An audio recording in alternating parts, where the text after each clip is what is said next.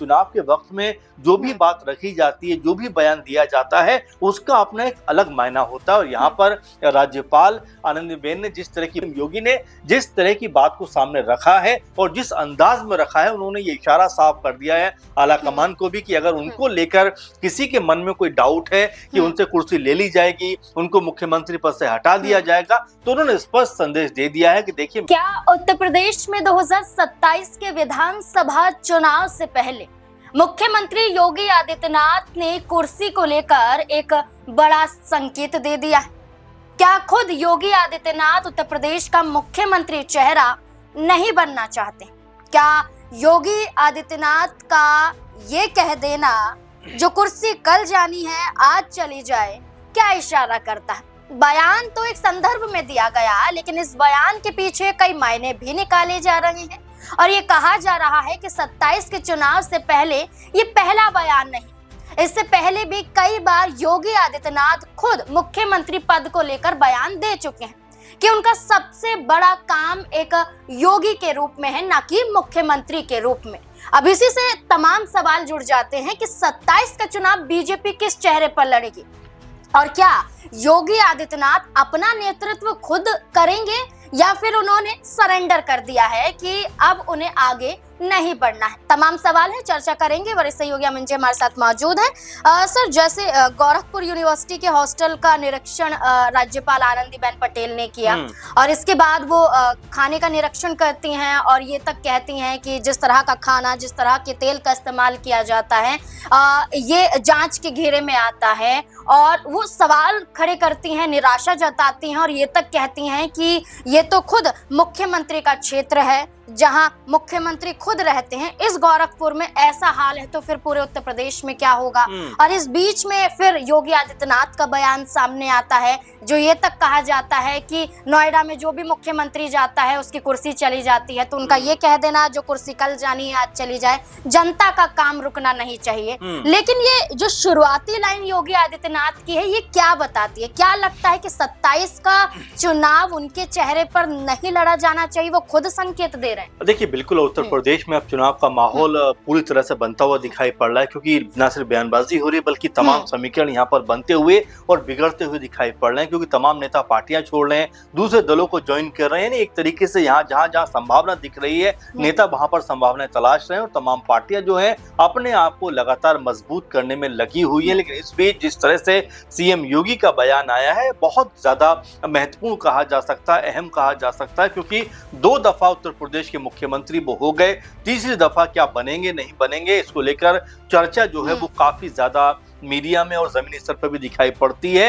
लेकिन इस बीच में सीएम योगी का ये बयान आना कि भाई कुर्सी कल जाती है आज चली जाए, उन्हें कोई फर्क नहीं पड़ता, लेकिन जो काम जन सरोकार का है, जन सेवा का है, वो काम करने से पीछे नहीं हटेंगे। एग्जाम्पल के तौर पर उन्होंने कहा कि 2017 से पहले ये कहा जाता था कि अगर नोएडा में आप जाते हैं, लोगों से मुलाकात करते हैं, कोई जनसभा रैली करते हैं, तो ये तय मान लिया जाता था कि आपकी कुर्सी चली जाएगी। यहाँ तक कहते हुए नजर आते हैं कि 2017 से पहले कोई भी मुख्यमंत्री नोएडा नहीं आना चाहता था, लेकिन उन्होंने कहा कि उन्होंने नोएडा दौरे को लेकर खास तौर पर कहा कि मैं जाऊंगा, लोगों से मुलाकात करूंगा, क्योंकि मैंने जन सेवा करने का फैसला किया है। कुर्सी कल जाए या आज जाए, उन्हें इससे कोई फर्क नहीं पड़ता, उनका मुख्य जो काम है लोगों की जन सेवा करना है।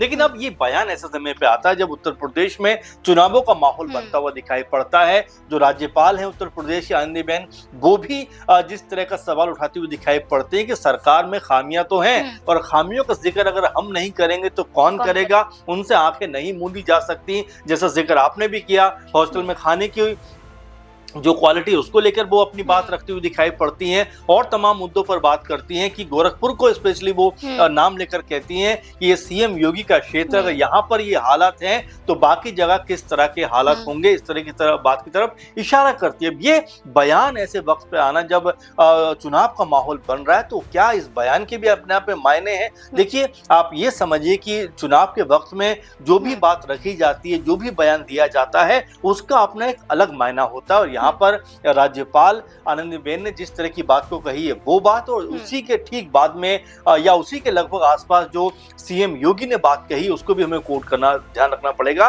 कि उन्होंने कहा कि देखिए मेरा काम जनसेवा करने का है, उसके लिए मेरी कुर्सी जाती है तो मुझे उससे कोई फर्क नहीं पड़ता। अच्छा सर, ये बड़े चेहरे ऐसे बयान दे रहे हैं, चलिए यहाँ उन्होंने कहा कि हम जनता की सुनवाई करते रहेंगे, ये काम नहीं रुकना चाहिए, लेकिन शुरुआत में वो खुलकर एक तरह से एटीट्यूड दिखाते हुए नजर आते हैं कि उन्हें कुर्सी जाने से कोई फर्क नहीं पड़ता है। और आप देखिए केशव प्रसाद मौर्य जो यूपी के उप मुख्यमंत्री है, वो मदरसे को लेकर बयान देते हैं कि वहां से आतंकवादी पैदा होता है। तो ये बड़े चेहरे हैं और इन्हें सोच समझकर अपनी बातों को आगे रखना चाहिए, क्योंकि इसका प्रभाव चुनाव पर पड़ेगा। और ये बयान सामने आते हैं तो जनता ये पूछती है कि आपने उनके लिए क्या काम किया है। और उत्तर प्रदेश में जो तस्वीरें हम देखने को मिल रही हैं हमें, और चाहे वो शिक्षा के मुद्दे पर हो, चाहे वो सड़कों की बात की जाए, तो सवाल तो सरकार पर ही खड़े किए जा रहे हैं। देखिए जाहिर बात है क्योंकि चंदा चोरी का जो मुद्दा सामने आया उसको लेकर सरकार घिरती हुई दिखाई पड़ी, सीएम योगी के ऊपर तमाम तरह के बयान दिए गए। लेकिन देखिए महत्वपूर्ण बात क्या है कि सरकार अपनी जवाबदेही जिम्मेदारी से बच नहीं रही। एसआईटी बना दी गई, तमाम लोग गिरफ्तारी हो गई, कई लोगों को पदों से हटा दिया गया, लेकिन क्या ये काफी है? और जिस तरह से केशव मौर्य बयानबाजी कर रहे हैं, क्या सरकार के ऊपर या सरकार को लेकर जो लोगों का नजरिया है तो उनके नजरिए में फर्क नहीं आएगा? क्योंकि आप ये भी देखिए कि जंतर मंतर पर जब से जेनजी का प्रदर्शन हुआ है उसके बाद में तमाम तरह की सोच भी बदली है, क्योंकि आप धर्म जाति के मुद्दे पर और सिर्फ इस तरह के शब्दों को कहकर अपने लिए वाहवाही नहीं बटोर सकते। आपको ये बताना पड़ेगा कि राज्य में आपने क्या कुछ किया है। अगर आप इतने दिनों से उप मुख्यमंत्री हैं तो आपने उस पद पर रहते हुए कितना विकास किया, आपको ये बताना चाहिए। आप इस तरह के शब्दों का इस्तेमाल करें, कहीं ना कहीं सरकार की छवि भी आप धूमिल करना चाहते हैं। ऐसे में सीएम योगी के बारे में अगर बात करें तो बिल्कुल जिस तरह से अभी भी तमाम जिलों का दौरा कर रहे हैं, तमाम जिलों में रैलियां कर रहे हैं, यानी अभी से अपना माहौल बनाते हुए दिखाई पड़ रहे हैं। लेकिन उस बीच में अगर उन्होंने इतनी बड़ी बात को कहा है कि कुर्सी कल जानी आज चली जाए उन्हें फर्क नहीं पड़ता, तो वो ये भी बताना चाहते हैं कि कुछ लोगों का नजरिया रहा है कि क्या इस दफा सीएम योगी ही वो चेहरा होंगे या चेहरा बदलता हुआ दिखाई पड़ेगा? चेहरा कौन हो सकता है आपकी नजर में? अगर योगी आदित्यनाथ नहीं तो फिर कौन सा चेहरा? देखिए अब ये तो बीजेपी की हमेशा प्लानिंग बड़ी खामोशी वाली होती है, कई चेहरे दिखाई पड़ते हैं, ये होंगे ये होंगे, लेकिन जब नाम निकलकर सामने आता तो कोई नाम मोहन यादव होता है,